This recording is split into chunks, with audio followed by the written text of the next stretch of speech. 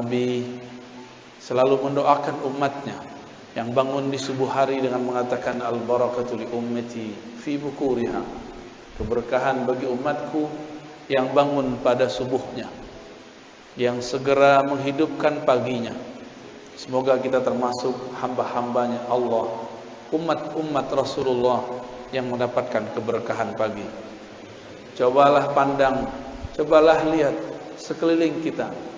Siapa yang Allah takdirkan ia bangun subuh hari, Allah berkahi hidupnya, Allah berkahi badannya, Allah berkahi keluarganya.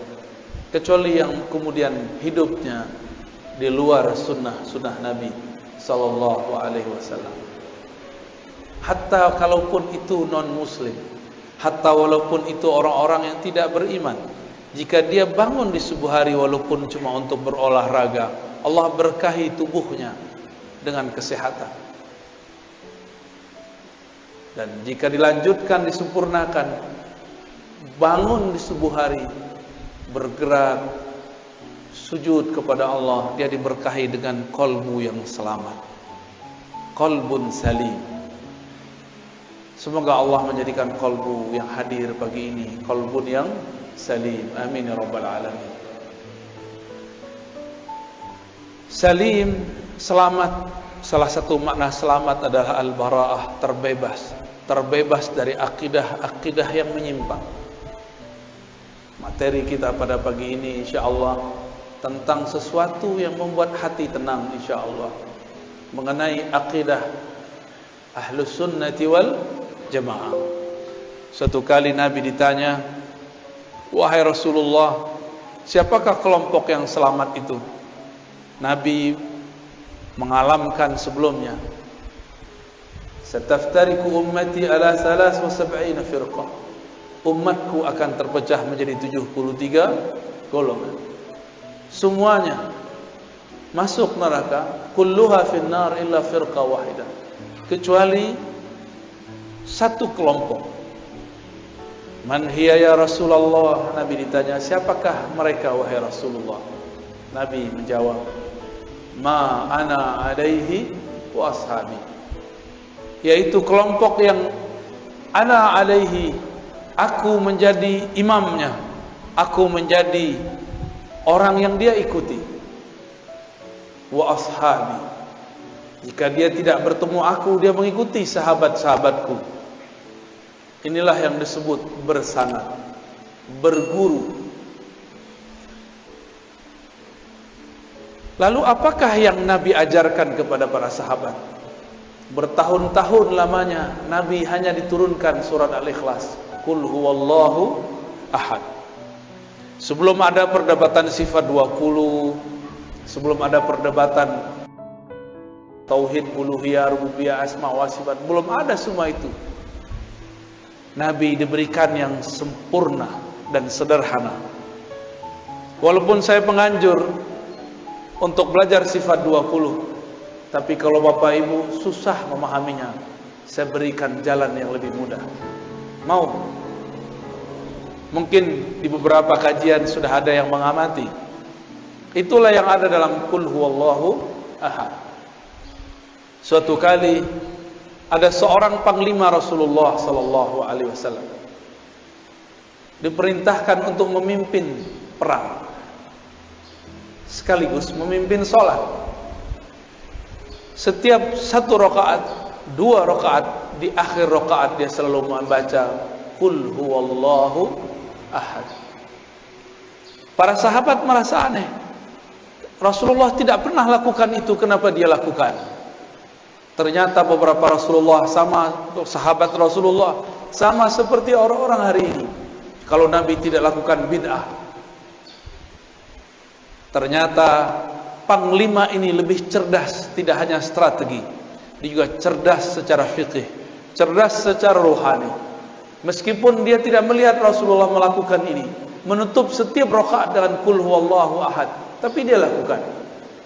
Disinilah kita tahu bahwa tidak semua yang tidak Nabi lakukan itu bid'ah. Pulang dari perang, hadis Sahih Bukhari, Kitabut Tauhid, bab tauhid dalam Sahih Bukhari. Sahabat pemimpin panglima perang ini dilaporkan kepada Rasulullah oleh pasukannya, berharap ini pasukan si panglima disidang. Biasa ada karakter sampai saat ini ada yang begitu, suka melapor-laporkan orang, suka mengadu-adu orang. Tapi sahabat yang ini bukan ingin mengadu, ingin mengkonfirmasi benarkah yang dilakukan oleh pemimpinnya. Sampai kepada Nabi. Nabi kemudian bertanya kembali, tanyakan kepada panglimamu, kenapa ia membaca Qul huwallahu ahad di setiap rakaat. Jangan tanya kepadaku. Walaupun Nabi secara rohani diberitahu oleh Allah, tapi Nabi tidak berhukum dengan hukum yang sir. Nabi tidak berhukum dengan hukum gaib. Nabi tidak berhukum dengan hukum firasat. Nabi tidak berhukum dengan hukum kasyaf. Nabi berhukum dengan hukum zahir. Tanya sahabatmu, panglimamu, kenapa ia menutup setiap rakaat dengan kulhu? Karena orang ini mau cari tahu, maka Nabi SAW langsung berikan dia tugas. Datanglah dia kepada panglima. Wahai tuan panglima, kenapa engkau selesai satu surat di setiap rakaat menutupnya dengan Qul huwallahu ahad, padahal Rasulullah tidak pernah mengajarkan? Kira-kira begitu kalau diterjemahkan bebas. Apa jawaban orang ini? Ana uhibbuha, aku menyukainya, mencintai ayat ini, surat ini. Lianna fiha sifatullah, karena di dalam ada sifat-sifat dan nama-nama Allah.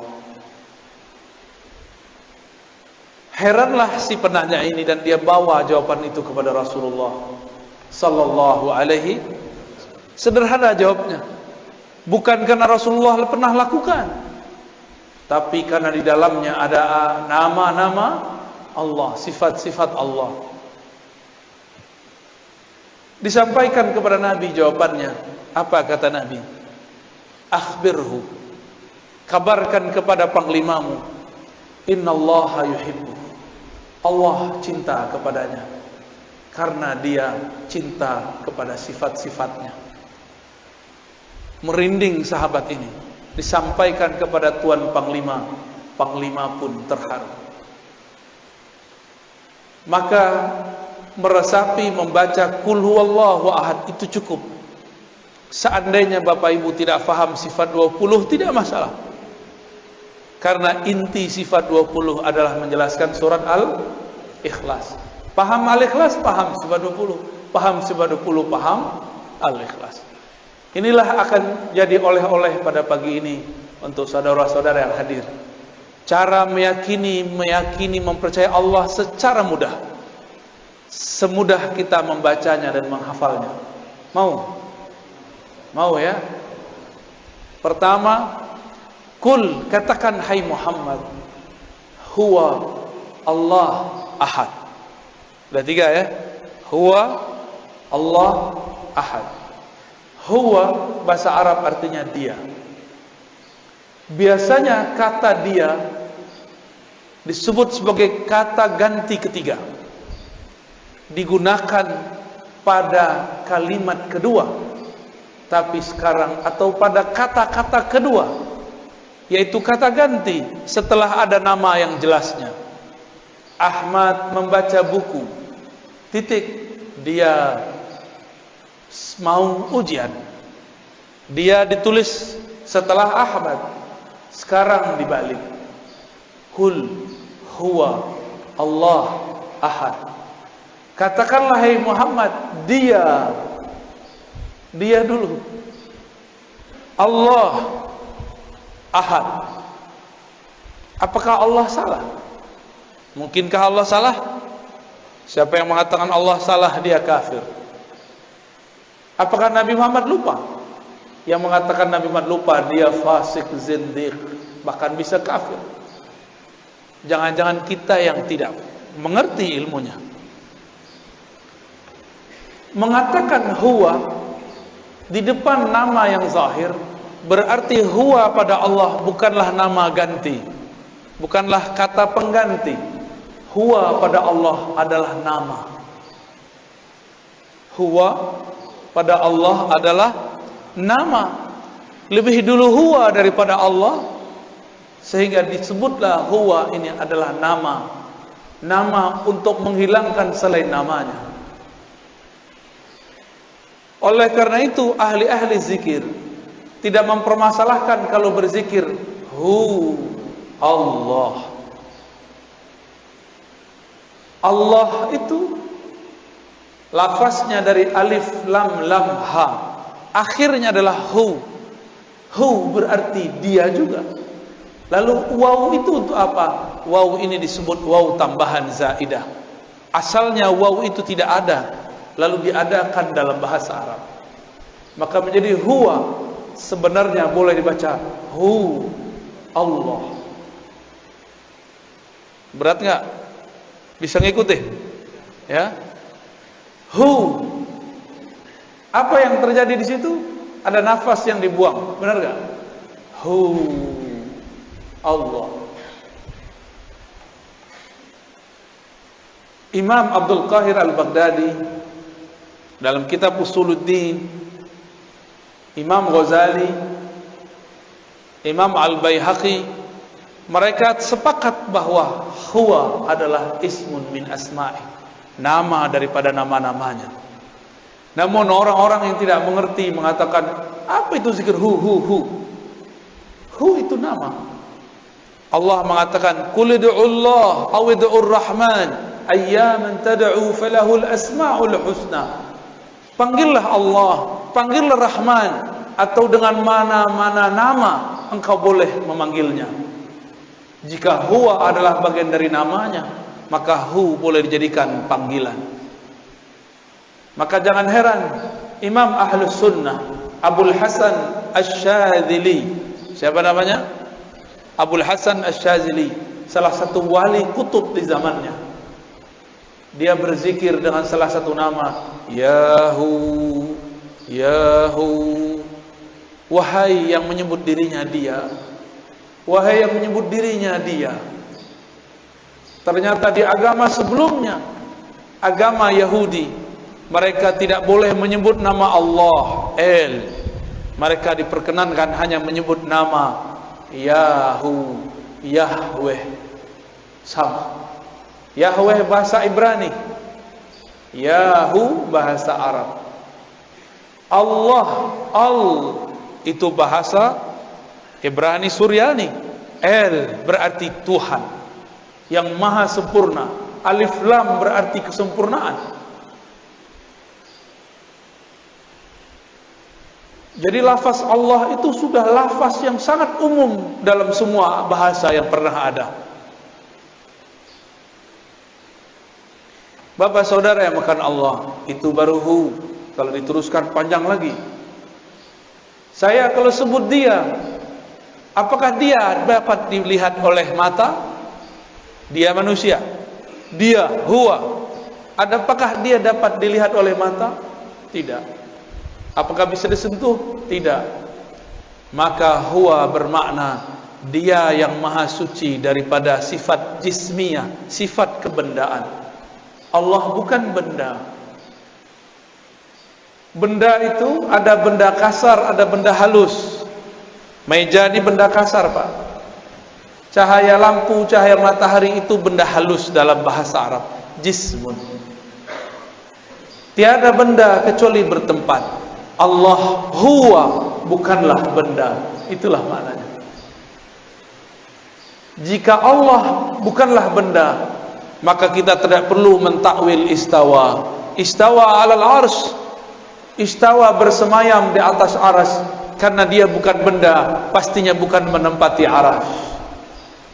Karena dia bukan benda, dia tidak memerlukan arsy. Arsy yang memerlukan dia. Jika disebut yanzil, yanzilu Rabbuna, Rabb kita nuzul, turun. Karena dia bukan benda, turunnya bukan dari atas ke bawah. Disebut dalam Al-Quran, yadullah fawqa aydihim, tangannya di atas tangan mereka yang berbaiat. Karena dia bukan benda, maka tangannya bukan tangan ini, bukan juga tangan khayali. Tapi hanya dia yang tahu maknanya. Inilah yang dikatakan oleh Imam Salafus Saleh, Imam Malik, Imam Syafi'i, Imam Ahmad, yang kemudian disalahartikan oleh sebagian kelompok. Apa kata imam-imam tersebut? Imam Syafi'i sebagai diriwayatkan oleh Imam Al-Baihaqi mengatakan, ala ma aradahu Allah wa rasuluh, istiwa, nuzul, yadun, tangan dan lain sebagainya, sesuai dengan yang Allah maksud, bukan yang engkau maksud. Apa maksud Allah? Ada yang tahu? Allah merahasiakannya, membayangkannya sama dengan membayangkan zatnya, dan itu adalah akidah yang batil. Ada orang bilang jangan bayangkan zat Allah, tapi dia membayangkan Allah duduk tanpa sengaja. Jangan bayangkan Allah, tapi dia tanpa sengaja membayangkan Allah turun dari aras ke bumi. Berarti dia main-main dengan kata bayang, membayangkan.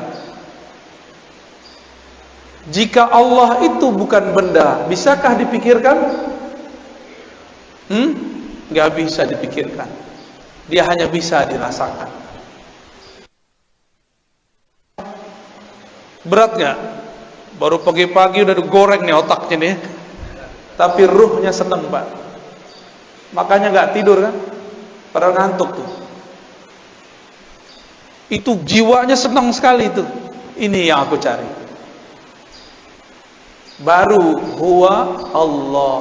Allah itu ada alif lam pada Allah. Itu artinya Sang Maha Sempurna, pemilik semua kesempurnaan. Sang Maha Indah, pemilik semua keindahan. Itu mana dari Allah. Dan orang kalau baca Allah, apa yang terjadi? Mulutnya kebuka nggak? Nafasnya keluar. Maka orang-orang yang sering baca ya Allah, bebannya akan hilang. Bebannya akan ringan. Karena Allah lepaskan dengan namanya. Tiadalah nama Allah masuk pada suatu kolbu, melainkan kolbunya lebih bercahaya dan berkualitas. Kolbunya menjadi berat jika dihisap lebih berat dari langit dan bumi. Makanya kolbu-kolbu wali-wali Allah dipenuhi dengan namanya Allah. Nafasnya dipenuhi namanya Hu. Maka tiada lagi dalam diri orang ini, dari nafas sudah ada Hu, dalam darahnya sudah ada Allah, lafaz Allah. Kalau demikian, maka syaitan tidak dapat mengganggunya. Meskipun tubuhnya bisa dikuasai, tapi kolbunya menjadi singgasana Allah Subhanahu wa ta'ala.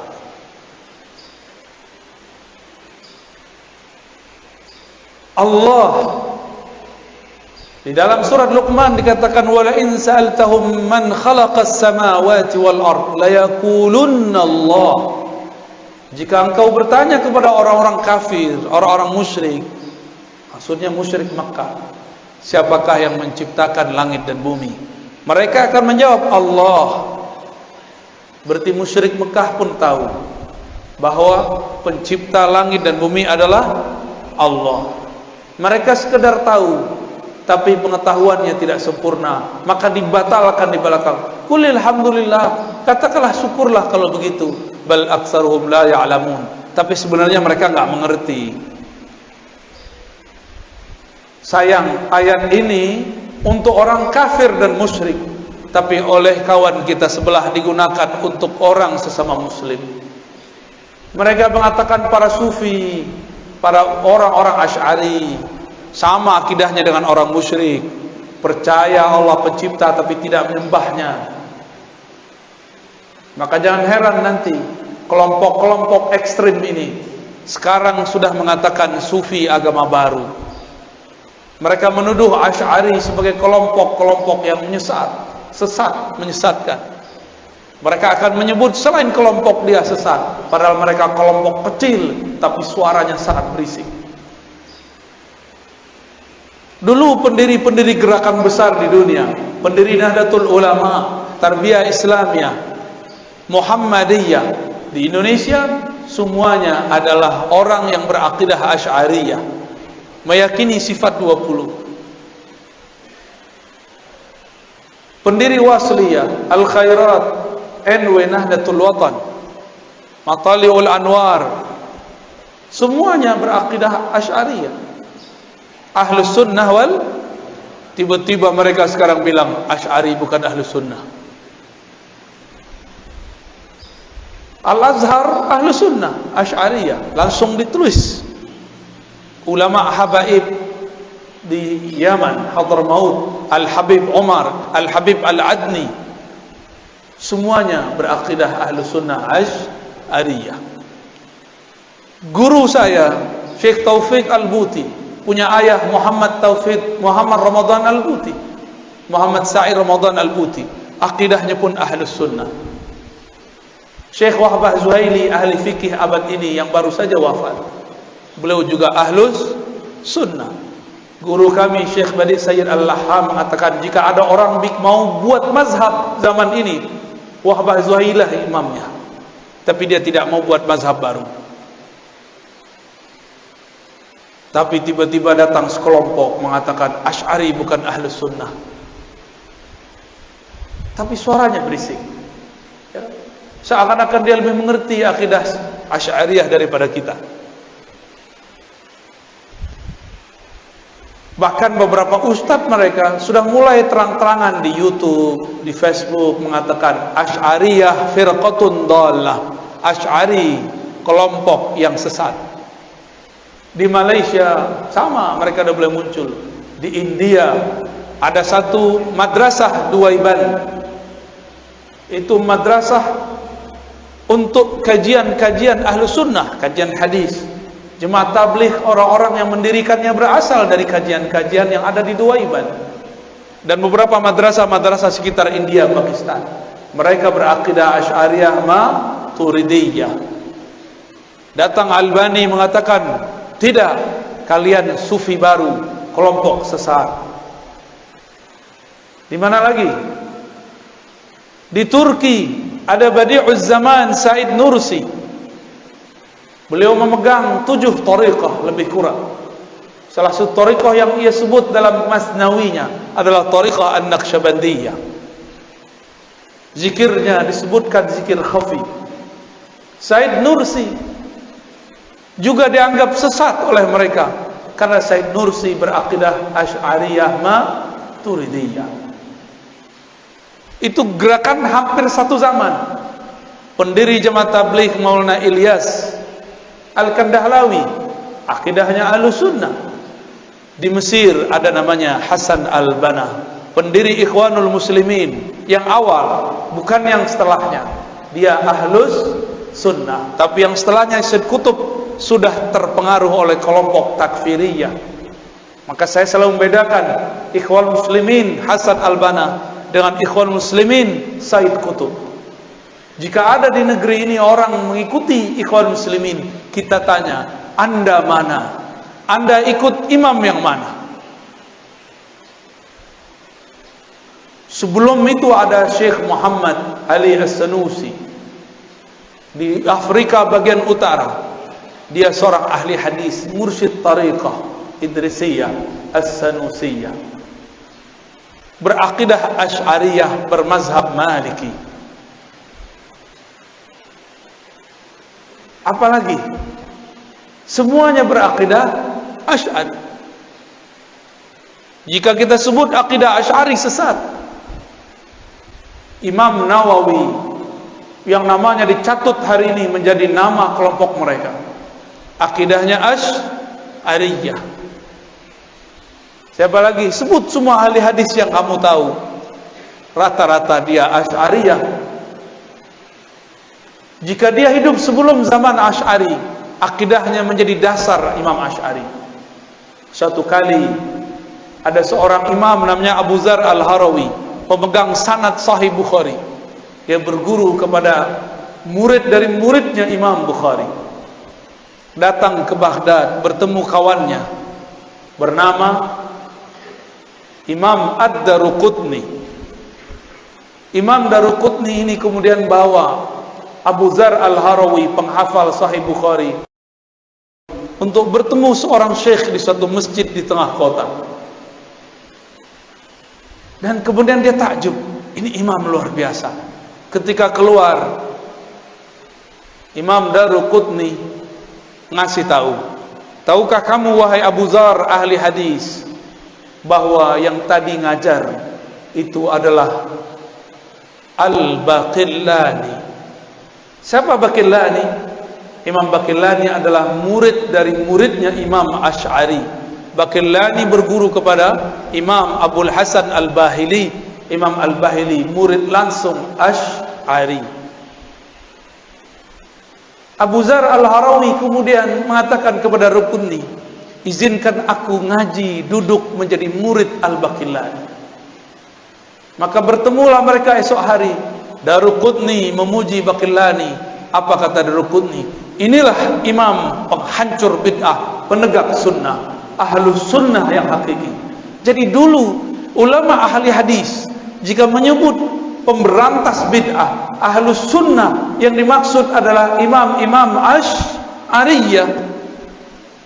Tapi mereka sekarang putar sejarahnya.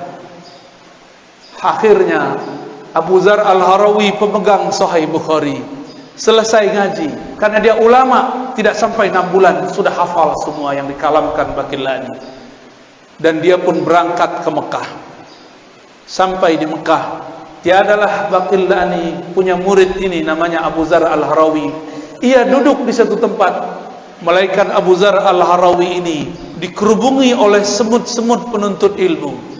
Karena Abu Dzar Al-Harawi adalah manisan yang sangat manis, ilmunya sangat lengkap. Belajarlah banyak orang kepada beliau, belajar Sahih Bukhari plus akidah Imam Asy'ari. Inilah perkembangan nyata, sejarah nyata dalam umat Islam, bahwa Sahih Bukhari diajarkan bersamaan dengan akidah Asy'ariyah.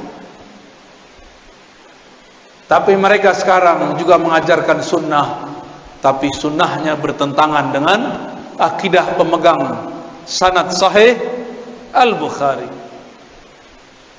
Walhasil murid-murid Abu Dzar, karena dia tinggal beberapa waktu di Mekah, muridnya menyebar ke timur, ke barat, ke utara, ke selatan. Menyebarlah sampai sekarang bertemu salinannya di Maroko, tempat UAS dulu pernah kuliah.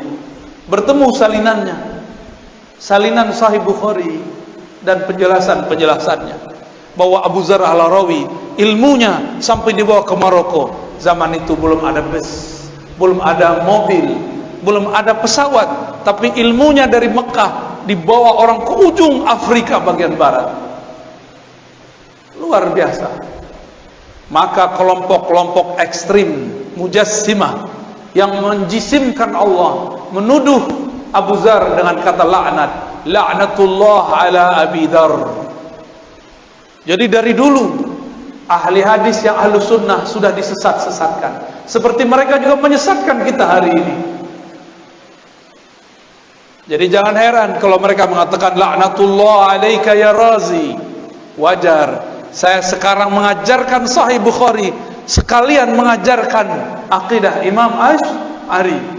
Mereka khawatir gelombang Abu Dzar Al-Harawi terjadi kembali. Gimana Bapak Ibu? Takut? Mau dihidupkan lagi? Hidupkan lagi. Di sini saya yakin ada ulama-ulama yang ahlullah, yang mereka bisa membaca kitab-kitab Allah dengan hati yang tenang, pikiran yang tajam. Bergurulah kepada mereka. Itu baru kul huwallah. Sekarang kita pindah ke ahad. Ahad. Apa makna ahad? Esa, tunggal. Bukan satu. Satu itu masih bisa dibilang. Tunggal tiada duanya. Esa tiada keduanya. Kalau satu masih ada dua. Ini perbedaan angka satu dengan esa. Wahid dengan ahad berbeda. Ahad itu adalah kesendirian Allah dengan zatnya. Bisa diulangi. Ahad itu kesendirian Allah dengan zatnya. Tiada bersamanya kecuali dia semata-mata. Tiada insan, tiada ar-razi, tiada masjid ini, tiada kecuali hanya dia. Maka disebutlah ahad itu namanya yang qadim. Nama apa? Qadim adalah masa sebelum adanya suatu masa, azali. Alam kita sekarang disebut dengan alam nyata, alam ciptaan, masa ciptaan. Ini dia. Sebelum alam ini ada namanya azali, sebelum azali ada namanya qadim. Jadi tahu beda qadim dengan azali? Karena beberapa ustadz di pesantren pun bingung apa beda qadim dan azali.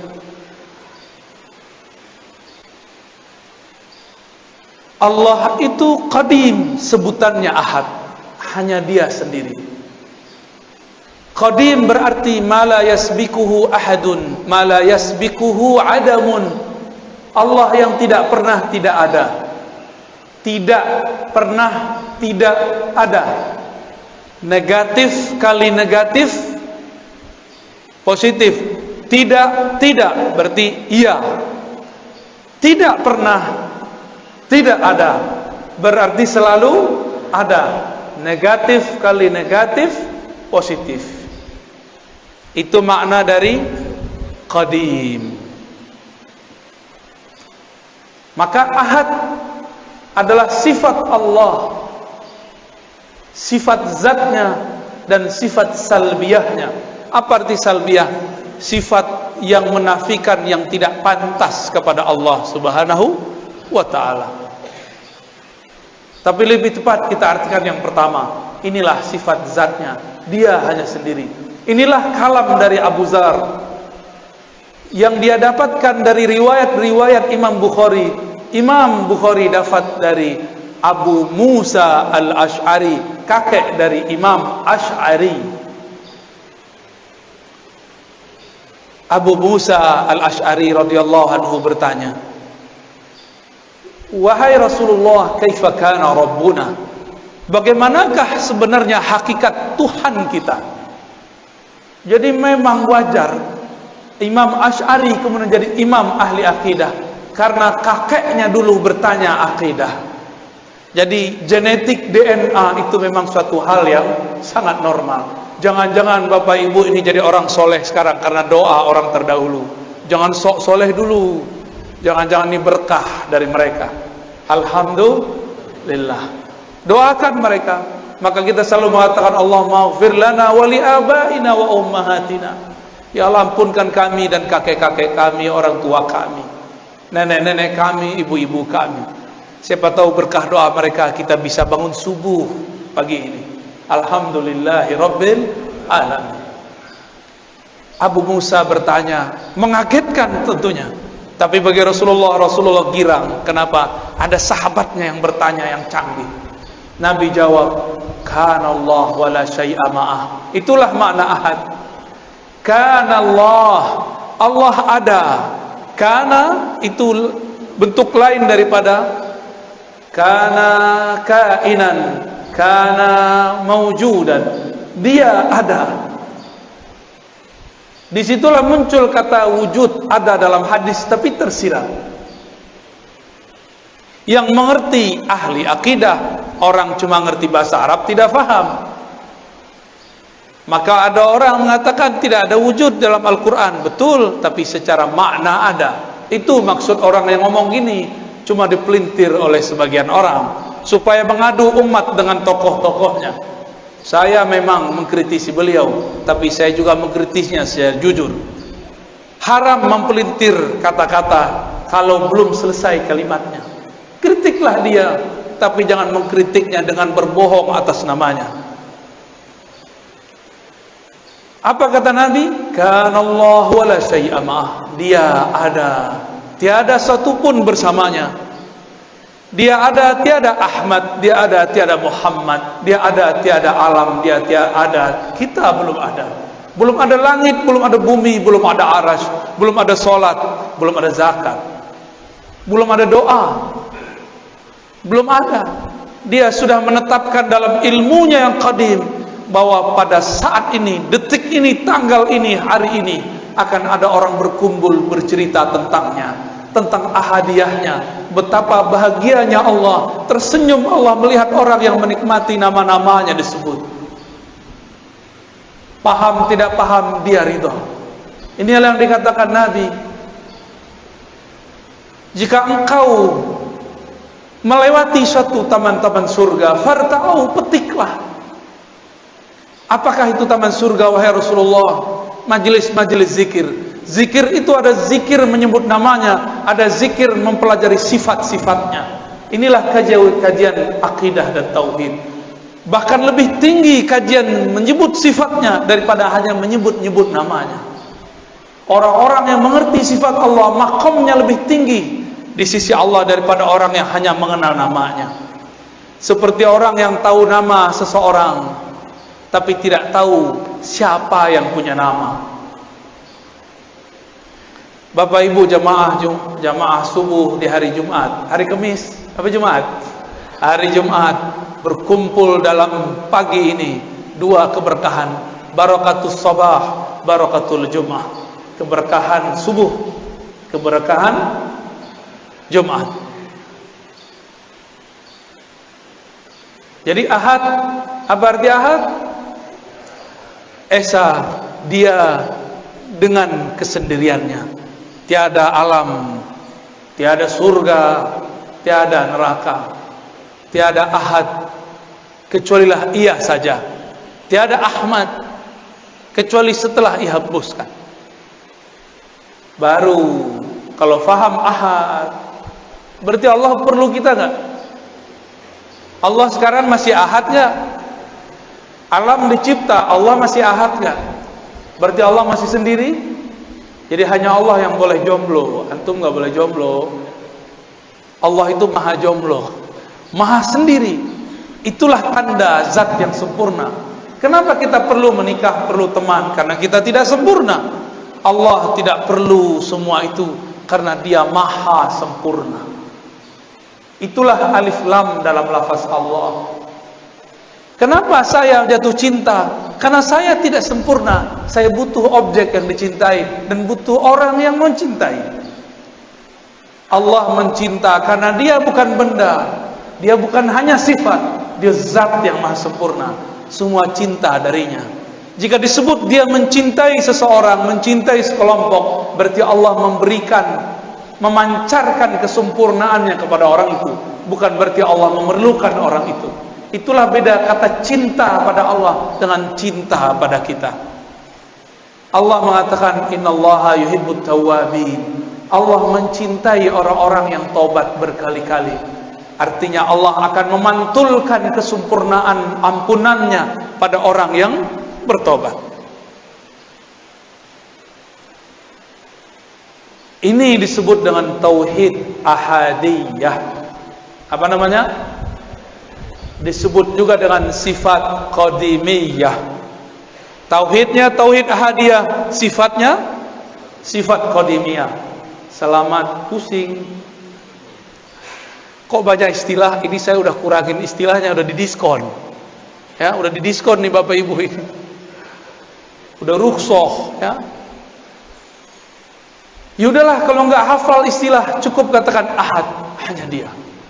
Itulah yang kita baca ba'da salat. La ilaha illallah wahdahu la syarikalah. Lahul mulku wa lahul hamdu yuhyi wa yumiit wa huwa ala kulli syai'in qadir. Tiada yang berhak disembah kecuali Allah. Wahdahu la syarikalah. Dialah satu-satunya, tiada sesuatu di sampingnya. Tiada sesuatu yang berserikat dengannya. Apa maknanya? Allah kirim Jibril bukan berarti ia butuh Jibril. Jibril yang perlu dikhidmahkan oleh Allah. Allah kirim Mikail untuk mengantarkan rezeki. Bukan Mikail membantu Allah, justru Mikail terbantu karena berkhidmah kepada wali-wali Allah. Mikail membantu Allah atau membantu kekasih Allah? Membantu hamba Allah. Ya, Mikail tugasnya menghantarkan rezeki. Benar. Untuk Allah atau untuk hamba Allah?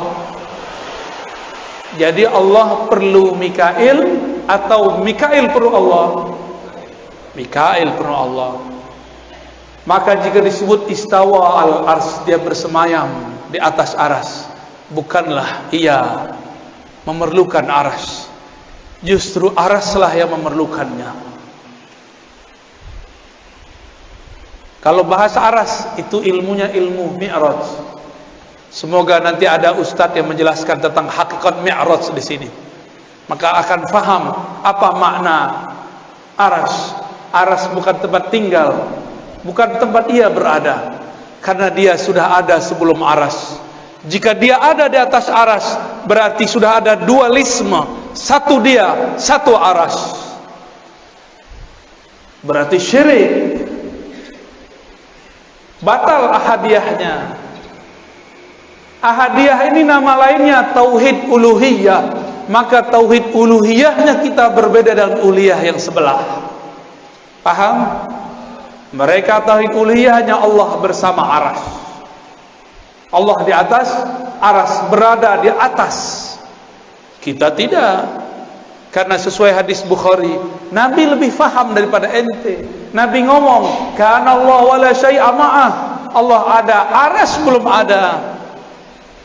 Maka sekarang dia tetap sendiri, karena dia sempurna, tidak berubah-ubah. Apa ciri-ciri sesuatu yang sempurna? Dia tidak berubah. Apa ciri-ciri sesuatu yang akan sirna? Dia berubah. Bapak dulu lahir udah ada uban, Pak? Belum, Pak ya? Maaf Pak ya, aneh tanya Pak ya. Lahir udah ada uban belum? Belum. Sekarang ada uban. Berubah nggak? Dulu lahir segede ini nggak? Sebesar ini nggak? Lahir sebesar ini, rojol, emaknya langsung mati. Kenapa? Anaknya lebih gede dari emaknya. Mungkin pecah perut maknya kali ya. Wah, nggak mungkin. Kita lahir kecil, jadi balita, jadi anak-anak, jadi remaja, jadi dewasa, tahu-tahu sudah beruban, Pak. Saya sudah ada uban. Untungnya jenggotnya belum beruban, jadi belum ketahuan tuanya. Cuma sok-sok tua. Lihat Pak perubahannya, bercermin sesekali. Ya Allah, aku dulu masih main kejar-kejaran sama temanku. Dulu masih berenang di kali, masih guling-guling di pasir, masih merengek kepada mak bapakku. Sekarang bukan aku yang merengek, anakku merengek, cucuku merengek. Aku sudah berubah ya Allah. Perubahan apa lagi ya Allah? Kalau sudah tua apa lagi? Dijemput nyawanya. Sudah siap belum? Tapi kalau sudah kenal ahad harusnya siap. Walaupun amal belum banyak, cukup katakan ya Allah, modalku satu, kul huwallahu ahad. Selamat Pak. Jadi nanti kalau mau bangun tidur, bangun dari alam kubur, katakan huwallahu ahad, huwallahu ahad. Malaikat bingung mau hisab. Ini orang udah sakar, udah mabuk berallah, bertuhan. Udahlah, biarin tidur aja lah ya. Temannya Allah, ahlullah, aulia Allah. Maka biasakan sebelum tidur baca qul huwallahu ahad. Biasakan bangun tidur baca Allahu ahad. Biar bangun tidur itu kalau bangunnya nanti bukan di bumi ini, tapi bangunnya di alam barzakh. Malaikat penunggu di alam barzakh hormat kepada kita. Wow, ada panglima, ada jenderal wali-wali Allah masuk ke tempat kita. Ayo kita sambut. Mau tidur wajib baca qul, bangun baca Allah ahad, Allah ahad, baru baca doa ya. Bapak nggak percaya nanti protes kalau udah meninggal ya. Gimana cara protesnya? Bisa Pak, datangin saya lewat mimpi. Kalau diizinin, biasanya nggak diizinin Pak. Cukup kata malaikat. Malaikat mau nanya, man rabbuka? Kita udah bilang Allah ahad, Allah ahad, Allah ahad, Allah ahad. Bingung malaikat mau nanya, ilmunya lebih tinggi dariku, kata malaikat. Ntar Mungkar Nakir itu tugasnya cuma mengatakan man rabbuk. Man nabiyuk? Siapa Rabbmu? Siapa nabimu? 2 aja tugasnya. Tapi sebelum itu lamanya bukan main. Antara dia dimatikan dan dia dikuburkan, dari dikuburkan sampai ditanya man rabbuka, lamanya bukan main. Gak bisa langsung ketemu Allah, Pak. Enak amat langsung ketemu Allah. Kalau gitu saya mau mati langsung aja ya. Gak mudah. Kecuali wali. Wali itu diizinkan. Bapak Ibu yang dimuliakan Allah, itulah tauhid ahadiyah. Tauhid apa? Gampang ya. Dalam ahadiyah terhimpun sifat zatiyah, nafsiyah, dan sifat salbiyah. Allahus Samad, ini yang terakhir ya. Tapi sebenarnya kalau diterusin masih banyak tuh, ada 3 ayat lagi ya. Allahus Samad, Allah lah tempat semua makhluk bergantung. As-Samad inilah sifat ma'ani, disebut tauhid samadiyah. Itulah yang disebut ilmun hayat sama basar ya. Kalam, qadir, yani qudrah, iradah, itu dia di Samad. Allahus Samad artinya semua dari kita, bahkan satu helai di tubuh kita memerlukan campur tangannya. Yang menumbuhkan rambut Allah atau kita? Yang mengedipkan mata kita apa Allah? Yang mendenyutkan jantung Allah apa kita? Beneran? Coba kedipin matanya. Ting. Tuh, nggak kedip. Kedipin matanya, Pak. Bisa? Tuh, jadi kaku kan? Selama ini antum sadar atau tidak mata berkedip? Nggak sadar kan? Itu yang sadar Allah. Jadi kita udah lupa sama mata kita, Allah nggak lupa untuk menggerakkan mata kita. Coba tanya dokter, kalau mata nggak kedip gimana? Rusak mata kita. Ingat nggak Pak, jantungnya denyut, berdetak? Nggak ingat. Kita nggak sempet hatta tanya tuh dokter, Pak dokter, Bu dokter, kamu ngurus jantungmu nggak? Bilang ke jantungmu, tung, berdenyut yang biasa dong. Pas ketemu kekasih, dia deg-degan, duh. Kita ngomong ke jantung, tung, yang tenang, tung. Gak bisa, dia bergerak terus. Karena bukan kitalah yang mendenyutkan satu denyutan dalam jantung. Allah Subhanahu. Maka kita nggak sadar alam yang dalam tubuh ini bergerak. Apakah Bapak Ibu yang mengalirkan darah ke ujung jari, darah ke ujung rambut, ujung kepala? Ya, rambut kita kan tumbuh di kepala. Di kepala itu ada darah pastinya. Jika dia tersumbat, jadilah uban. Jadi itu udah alarm itu Pak. Bukan nakut-nakutin Pak, emang ini menakutkan ya. Selamat ketakutan. Allahus Samad. Jangankan alam semesta ini, tubuh yang kecil ini 100% semua adalah pancaran dari Samadnya. Maka kita ini tiada hidup kecuali karena Allahus Samad. Dalam As-Samad itu adalah berkata kun. Jika dia berkehendak, dia berkata kun. Dua sifat ini, ahadiyah, samadiyah, itu gabungan jadi sifat 20. Gampang toh? Tuh khatam langsung sifat 20. Cuma detailnya belum. Mahal itu Pak. Mahalnya tidak dapat dibeli, tapi karena sayang dikasih juga. Alhamdulillah Rabbil Alamin ya. Udah cukup? Cukup lah Pak. Ada pertanyaan? Gak ada ya?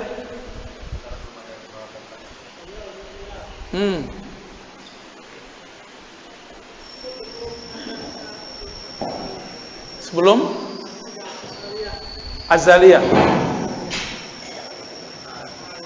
Asy'ari, bagus. Itu sering dijadikan oleh kelompok tertentu untuk mentasykik umat? Ini pertanyaan bagus, Pak. Mungkin itu juga yang bikin Bapak galau selama ini ya. Sebelum Imam Asy'ari, apa akidah umat?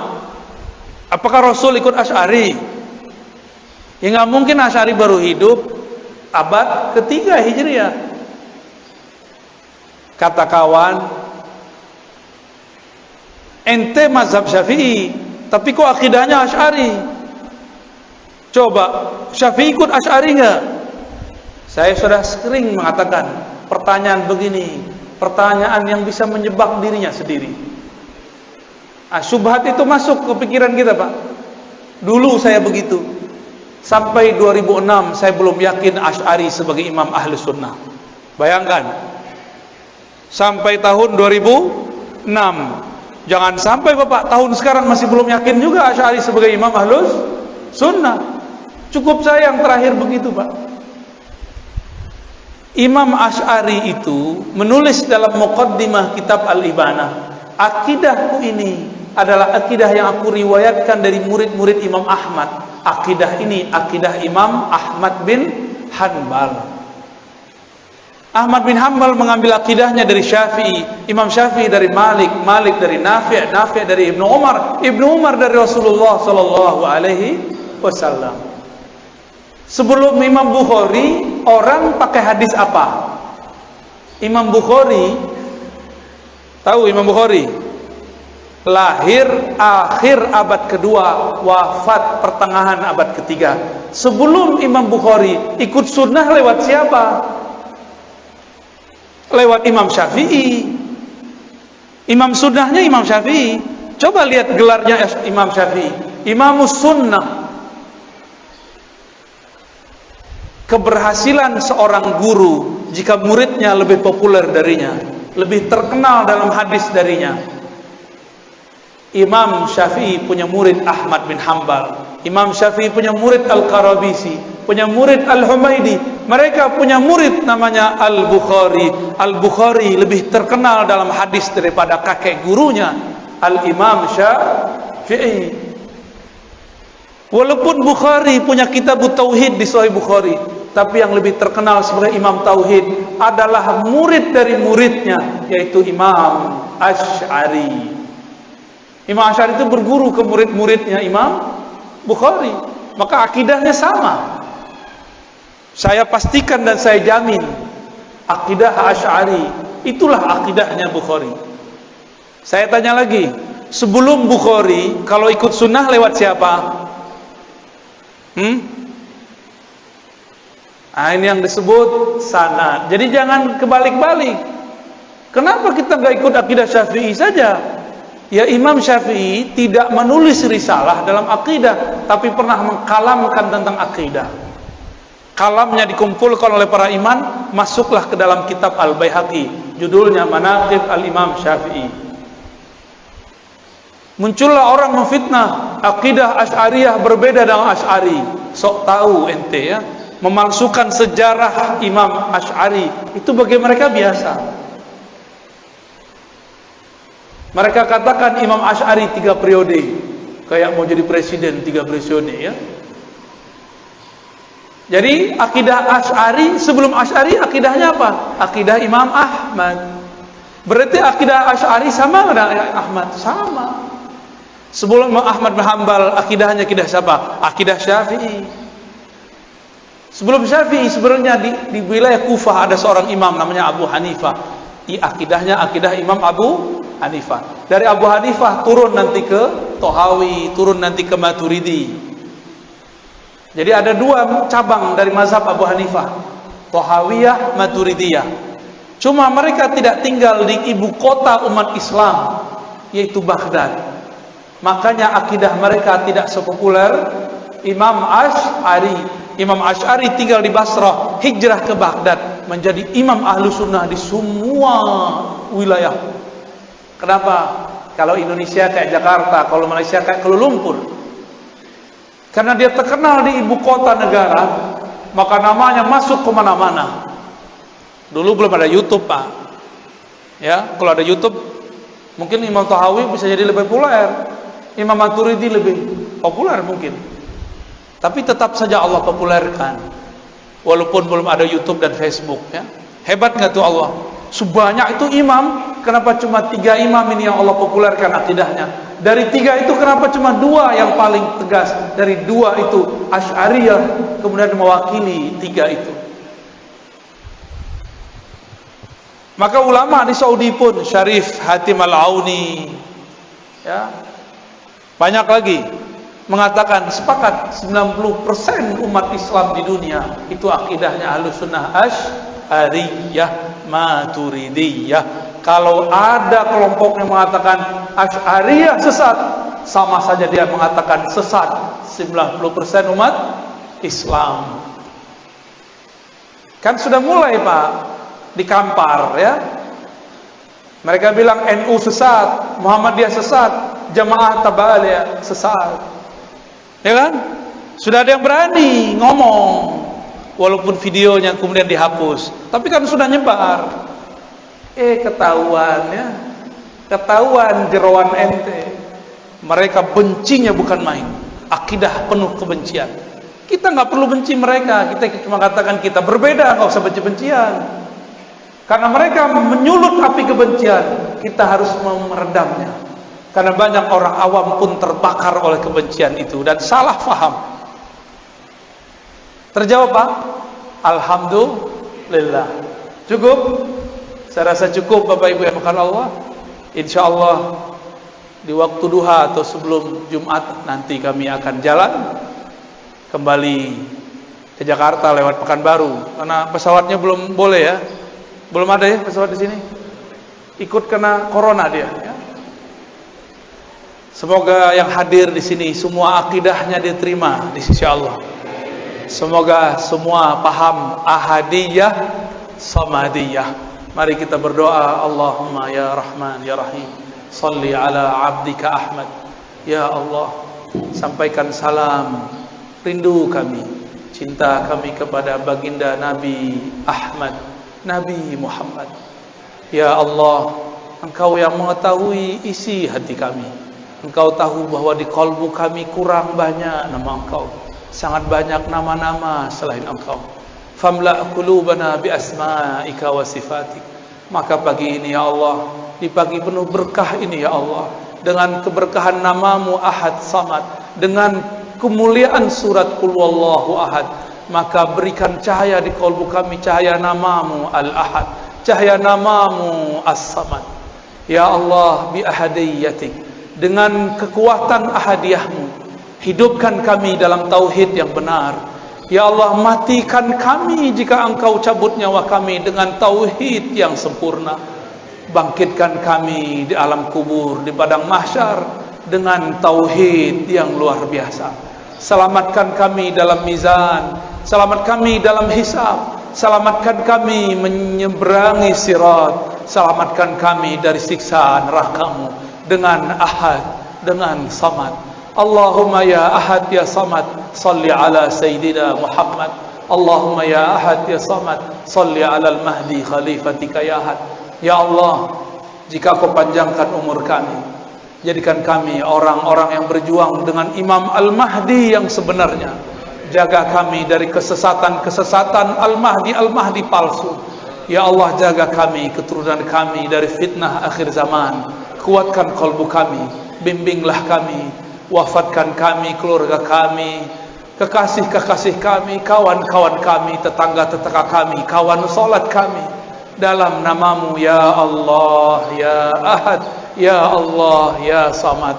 Ya Allah, la ilaha illallah, la ilaha illallah, la ilaha illallah, Muhammadur Rasulullah sallallahu alaihi wasallam. Rabbana atina fid dunya hasanah wa fil akhirati hasanah wa qina adzabannar. Ya Allah, jadikan kami bahagia denganmu di dunia dan di akhirat. Waqtim lana bi husnil khatimah, tutup kami dengan husnul khatimah. Wa sallallahu ala nabiyyina Muhammad walhamdulillahi rabbil alamin. Semoga semua diberkahi Allah, tidak perlu salaman, tidak perlu foto-foto, cukup salawan dengan qalbu ya. Assalamualaikum warahmatullahi wabarakatuh.